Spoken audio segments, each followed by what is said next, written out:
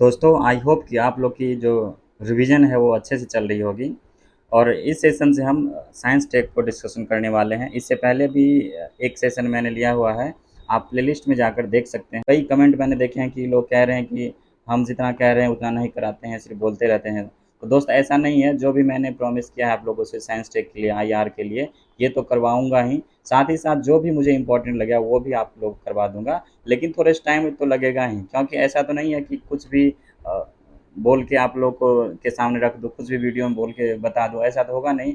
हम उन्हीं चीज़ का डिस्कशन करेंगे अच्छे से, जो हमारे एग्ज़ाम के दृष्टिकोण से इम्पोर्टेंट होगा ना, क्योंकि मेन उद्देश्य एग्ज़ाम क्लियर करना है, ना कि कुछ और हमें एक समाम बांधना है कहीं पे, या हमें अपना भोकाल बनाना है। तो आप लोग पैसेंस रखिए, जितनी भी चीज़ें कही गई है वो सभी चीज़ें ज़रूर कंप्लीट होगा। लेकिन थोड़ा सा पैसेंस रखिए, सभी चीज़ को यहाँ डिस्कशन करेंगे, जो भी मैंने आप लोगों से कहा है, और जो भी बोलूँगा वो करूँगा। ऐसा नहीं कि ऐसे कह के आप लोगों से जुड़ने की कोशिश कर रहा हूँ, ऐसा कुछ भी नहीं है।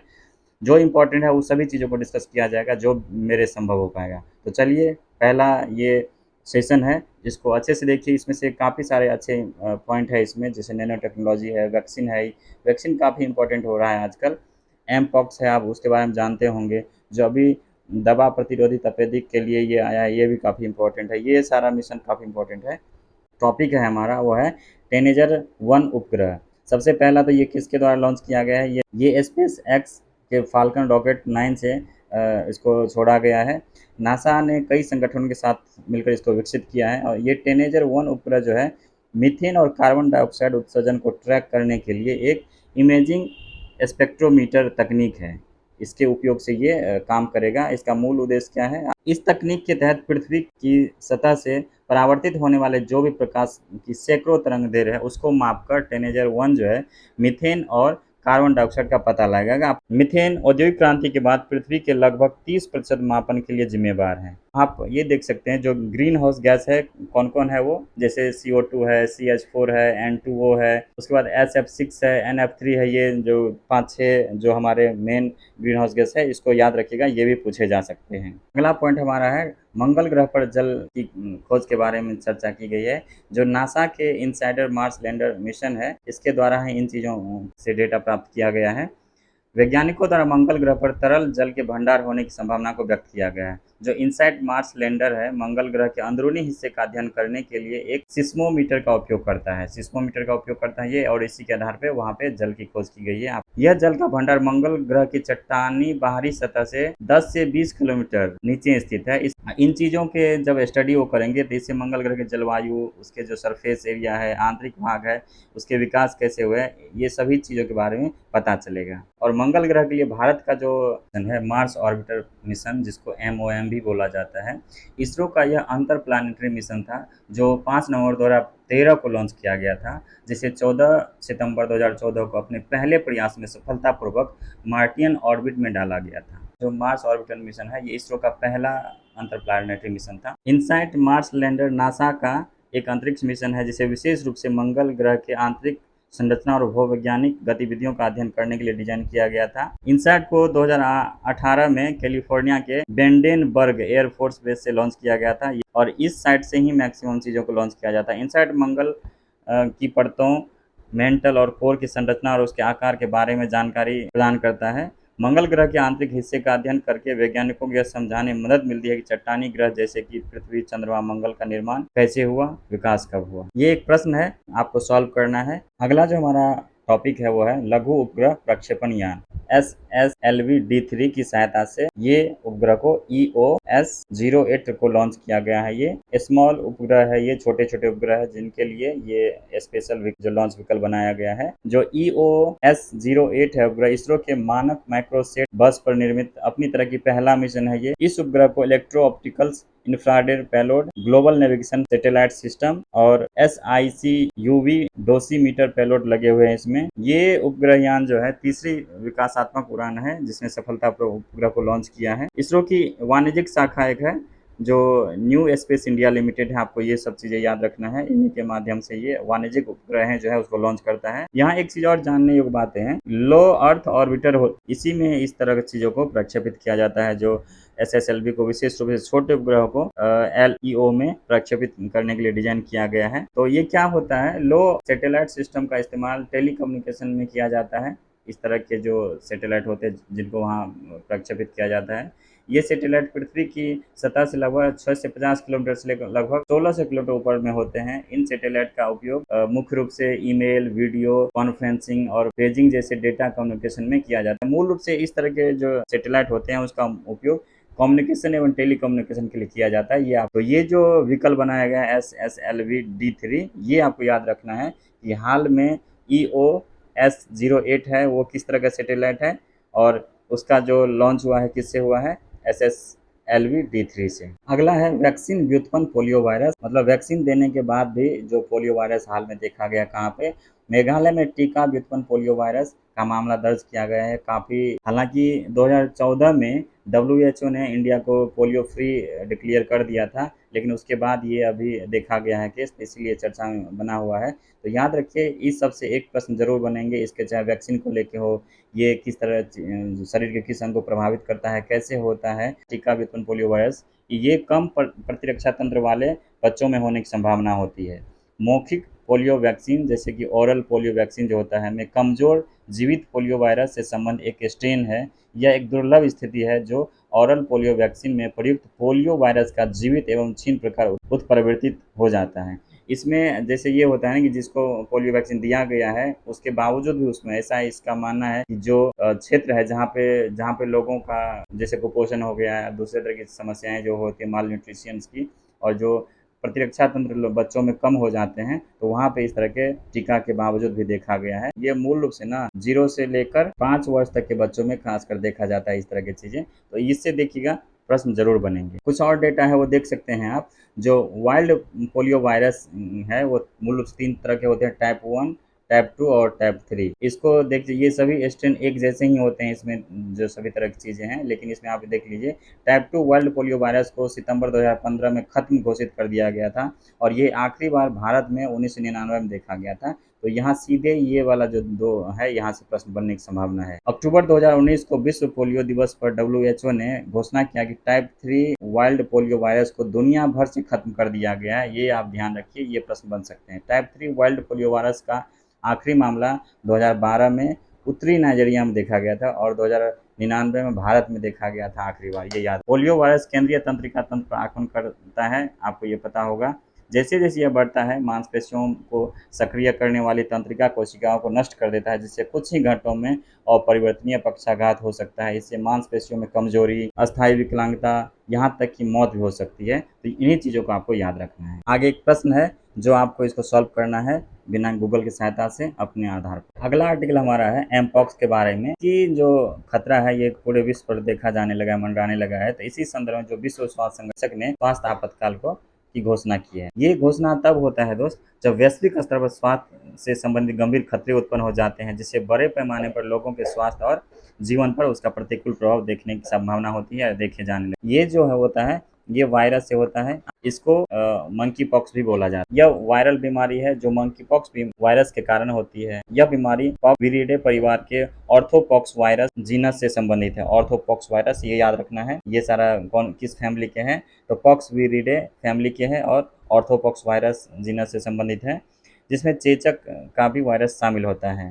मंकी पॉक्स एक जूनोटिक रोग है, याद रखना किस तरह का रोग है, जूनोटिक रोग है, जिसका मतलब यह है कि जानवरों से मनुष्य में भी ये फैल सकता है। इस बीमारी का नाम मंकी पॉक्स इसलिए भी रखा गया है क्योंकि इसे सबसे पहले 1958 में प्रयोगशाला में रखे गए बंदरों में इसकी पहचान की गई थी। इनके जो लक्षण है इसमें बुखार, सिर दर्द, मांसपेशियों में दर्द, लिम्फ नोड में सूजन आदि होता है। जो मंकी पॉक्स वायरस का प्रसार है वो संक्रमित जानवरों से जैसे कि बंदर, कृंतक या अन्य जंगली जानवरों के संपर्क में से मनुष्यों में हो सकता है। यह वायरस संक्रमित जानवर के काटने, खरोंच या उनके खून, शारीरिक तरल पदार्थों या त्वचा से सीधे संपर्क के माध्यम से भी फैलता है। अगला आर्टिकल हमारा है दवा प्रतिरोधी तपेदिक के लिए बीपाम पद्धति का ये प्रयोग किया जाने वाला है। ये राष्ट्रीय तपेदिक उन्मूलन कार्यक्रम की प्रमुख सलाहकार सौम्या स्वामीनाथन के द्वारा प्रदान की गई जानकारी के अनुसार है। भारत स्वास्थ्य पेशेवरों को बेटाक्विलाइन, प्रीटोमेनिड, लाइनजोलिड, मॉक्सीफ्लोक्सासिन पद्धति लागू करने के लिए प्रशिक्षण देने जा रही है। क्या है दवा प्रतिरोधी तपेदिक? ये तब होता है जब कोई टीबी पेशेंट होता है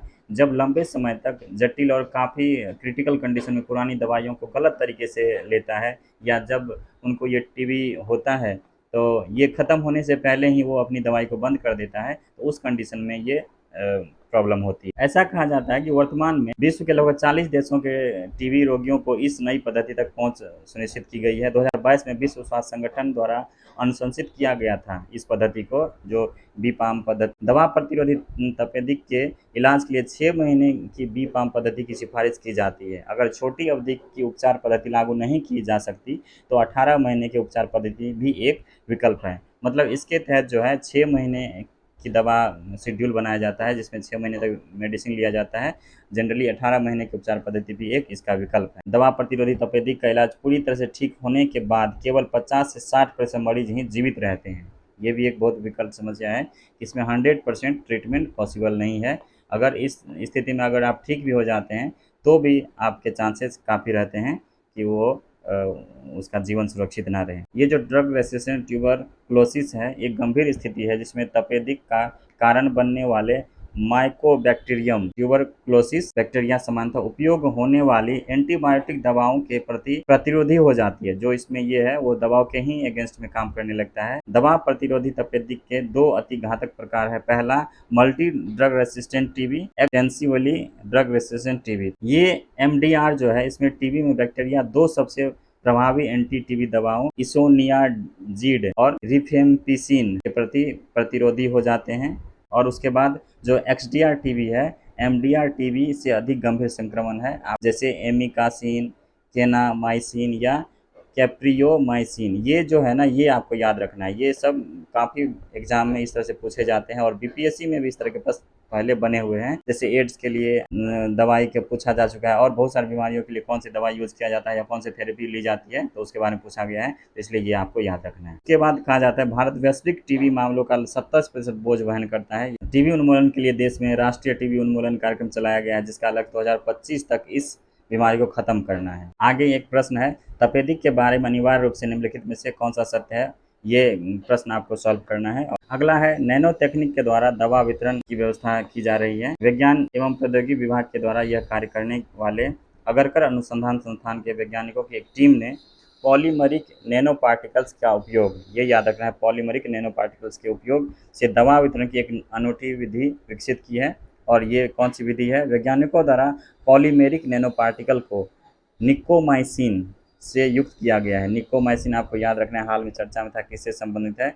निकोमाइसिन पॉलीमरिक नैनो पार्टिकल को विकसित करने के लिए काइटिन सिंथेटिक फंजीसाइड का उपयोग किया गया है, जो बैक्टीरियल स्ट्रेप्टोमाइसिस एसपीपी द्वारा उत्पादित होते हैं। ये आपको याद रखना है। काफी टेक्निकल बातें हैं और इतनी टेक्निकल मुझे नहीं लगता इनसे पूछा जाने वाला है। इधर कुछ इंपॉर्टेंट चीज़ है वो देख लीजिए। जो नैनो पार्टिकल है उसका उपयोग है सर, ये हाँ, ये सारा चीज़ पूछा जा सकता है। क्योंकि देखिए, अभी आपने अगर पीवाईक्यू बनाया होगा तो आपने देखा होगा कि बहुत सारे जो हमारे सैटेलाइट है उसके माध्यम से एक बार पूछा गया था, उसके उपयोग की बात की गई थी। एक बार बहुत सारे चीज़ों जैसे एग्रीकल्चर में या डीएनए में, व्हेल के डीएनए में, इस तरह से चीज़ें की गई थी, तो ये सब पूछा जा सकता है। नैनो पार्टिकल का उपयोग दवाओं को शरीर के विशेष हिस्सों में पहुंचाने में मदद करते हैं, जिससे इलाज अधिक प्रभावी हो जाता है। इसके कारण अधिक प्रभावी रूप से रोगियों को चिकित्सीय लाभ प्रदान किया जा सकता है। नैनो पार्टिकल से सूक्ष्म कण होते हैं जिनका आकार 1 से 100 नैनोमीटर के बीच होता है। ये बहुत इंपॉर्टेंट है। सीधे पूछा जा सकता है नैनोमीटर के संदर्भ में कौन सा सही है, तो जिस आकार अगर पूछ दिया जाएगा तो 1 से 100 नैनोमीटर के बीच ये होता है। क्या है? गौरव। ये क्या है? लॉन्ग रेंज ग्लाइड बम है। इसको किसने डेवलप किया है? डीआरडीओ ने। गौरव नामक लॉन्ग रेंज ग्लाइड बम पहला उड़ान परीक्षण किया है। यह परीक्षण ओडिशा तट पर भारतीय वायुसेना के सुखोई 30 MKI प्लेटफॉर्म से किया गया, आपको याद रखना है। इसके तहत ये गौरव जो है 1000 किलोग्राम का हवाई लॉन्च ग्लाइड बम है, जो हवा से प्रक्षेपित किया जा सकता है। इसे लंबी दूरी के लक्ष्य के लिए डिजाइन किया गया है। गौरव को हैदराबाद स्थित रिसर्च सेंटर इमारत द्वारा स्वदेशी रूप से डिजाइन और विकसित किया गया है। ये आपको याद रखना है। यह सटीकता से लक्ष्य तक पहुंचने के लिए इनर्शियल नेविगेशन सिस्टम और जीपीएस को मिलाकर हाइब्रिड नेविगेशन सिस्टम का उपयोग करता है। बस ये 2 पॉइंट आपको याद रखना है। ये किस तरह के जीपीएस का उपयोग करता है? इनर्शियल नेविगेशन सिस्टम INS तथा जीपीएस को मिलाकर ये इसका उपयोग करता है। इसके विकास को स्वदेशी तथा रक्षा प्रौद्योगिकी के विकास में एक महत्वपूर्ण मील का पत्थर माना जाता है। ये सब उतना इम्पोर्टेंट नहीं है। अगला देखिए, कि लॉन्ग रेंज ग्लाइड बम एक प्रकार का ना आधुनिक हथियार है जिसे उच्च सटीकता और लंबी दूरी पर लक्ष्यों को नष्ट करने के लिए डिजाइन किया गया है। यह बम पारंपरिक बमों की तुलना में अधिक दूरी तक मार सकता है और अपने लक्ष्य की और ग्लाइड करता है, यानी उड़ान के दौरान अपनी दिशा को नियंत्रित कर सकता है। अगला है राष्ट्रीय भू स्थानिक डेटा रिपोजिटरी। याद रखिए ये क्या है। इसमें राष्ट्रीय भू स्थानिक डेटा रिपोजिटरी और सार्वजनिक निजी भागीदारी मॉडल का प्रस्ताव दिया गया है। किनके द्वारा? विज्ञान और प्रौद्योगिकी मंत्री डॉक्टर जितेंद्र सिंह के द्वारा। ये अभी प्रस्ताव ही है, इसलिए ये इतना इम्पोर्टेंट नहीं भी होता है, फिर भी देख लीजिए। इसका उद्देश्य एकीकृत भू स्थानिक इंटरफेस बनाना है जिसके माध्यम से किसानों, ग्रामीण कारीगरों और अन्य लोगों के कल्याण के लिए अभिनव और स्वदेशी उत्पाद का तैयार करना है। बस यही आप 2-3 चीज़ याद रखें। उसके बाद ये विभिन्न संगठनों और विभागों के बीच डेटा का आदान प्रदान और सहयोग बढ़ाने के लिए एकीकृत प्लेटफॉर्म प्रदान करता है। यह डेटा अक्सर नक्शों, उपग्रह चित्रों, स्थलाकृतिक डेटा, जनगणना डेटा, भूमि उपयोग की जानकारी और पर्यावरण संबंधी आंकड़ों के रूप में होता है। हाल के समय में उपयोग को किसी भी जो टेक्नोलॉजी है हमारा, उसके उपयोग पर 1-2 प्रश्न देखे जाने लगे हैं बीपीएससी में। अगला हमारा है एआई की सहायता से डीएनए अनुक्रमणों का पहचान। जर्मनी के ड्रेसडेन यूनिवर्सिटी ऑफ टेक्नोलॉजी के बायोटेक्नोलॉजी सेंटर बायोटेक की टीम ने ग्रोवर नामक एक कृत्रिम बुद्धिमत्ता मॉडल या एआई मॉडल बनाया है। यह मानव डीएनए को टेक्स्ट के रूप में डिकोड कर सकता है। बस आपको यही याद रखना है। हाल में ऐसा एआई कौन सा बनाया गया है जो ह्यूमन डीएनए को टेक्स्ट के रूप में डिकोड कर सकता है। इसके लिए काफ़ी सारे इस पे काम किया गया, उतने टेक्निकल चीज़ें याद नहीं रखना है आपको। ये कौन सा नाम इसका दे देगा, क्या नाम है? ग्रोवर। ग्रोवर सीधे पूछ देगा ग्रोवर क्या है, बस इतना याद रखें। डीएनए में क्या क्या होता है ये देख लीजिए। एडिसिन, साइटोसिन, गुआनिन और थायमिन और जीन होते हैं, लेकिन अलग अलग लंबाई के कोई पूर्व निर्धारित अनुक्रम नहीं होते हैं जो जीन या अन्य सार्थक अनुक्रम बनाने के लिए संयोजी होते हैं। बड़ा भाषा मॉडल है। इसके तहत विभिन्न सारे डीएनए के जो एक तरह से एलिमेंट है या उनके जो इम्पोर्टेंट फैक्ट्स है उसको इसमें डाला गया है इस तरह के एआई टूल्स में, और इसी के द्वारा वो उस पर काम करेगा। अगला ये एक क्वेश्चन है जिसको आपको सॉल्व करना है और कमेंट में आंसर करना है। तो दोस्तों ये रहा आपका अक्टूबर वाला है ये, और इसमें अगस्त की दिया हुआ है अगस्त। और थोड़ा पेशेंस रखिए, जो कहा है ना वो ज़रूर होगा, ऐसा नहीं कि नहीं होगा, लेकिन आपको थोड़ा पेशेंस रखना होगा। हम एक एक करके जैसे जो जो इम्पोर्टेंट होगा उसमें हम डिस्कस करेंगे, और इसके अलावा भी मुझे जो इम्पोर्टेंट लगेगा करंट अफेयर के लिए या दूसरे सब्जेक्ट के लिए वो भी हम डिस्कस करेंगे, लेकिन थोड़ा पेशेंस रखिए। तो बने रहिए इस चैनल पे, नए हैं तो सब्सक्राइब जरूर कर लीजिए, आपको इससे काफ़ी फ़ायदा होने वाला है आगे।